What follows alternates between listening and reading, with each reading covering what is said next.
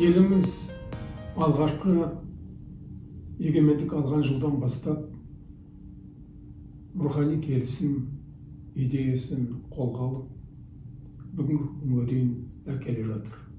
1992 жылы Алматы қаласында дүниежүзілік рухани келісім конгресі өтті. Сондағы рухани келісім идеясы біздің елге келіп, бүгін қаншама жыл өткенмен өмір сүріп келе жатыр.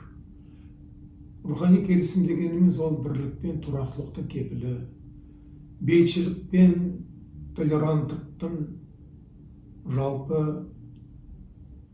бастамасы деп айтуға болады. Сондықтан біздің әрбір қазақстандық қай діни адамның қасында болса да, қай ұлттың өкілі болса да, міндетті түрде ең әуелі сондай бір жылы көзбен қарап қабылдау керек. Өйткені бәріміз бір елдің азаматымыз. Барлығымыздың өткен заманымызбен, бүгінгі күнімізбен болашағымыз бір халық болып, бір ұлт болып, барлығымыз өзіміздің мемлекетімізді ары қарай дамытуға үлесімізді қосуымыз керек.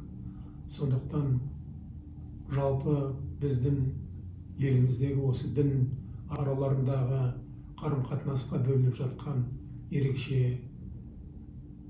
көңіл бұл шын айтқанда өте келісімді, өте керек. Сондықтан бүгінгі күні ең бастысы біздің елімізде неғұрымда баршамыз бір адамдай осы бүгінгі бейбітшілік өмірімізді сақтап қалуымыз керек.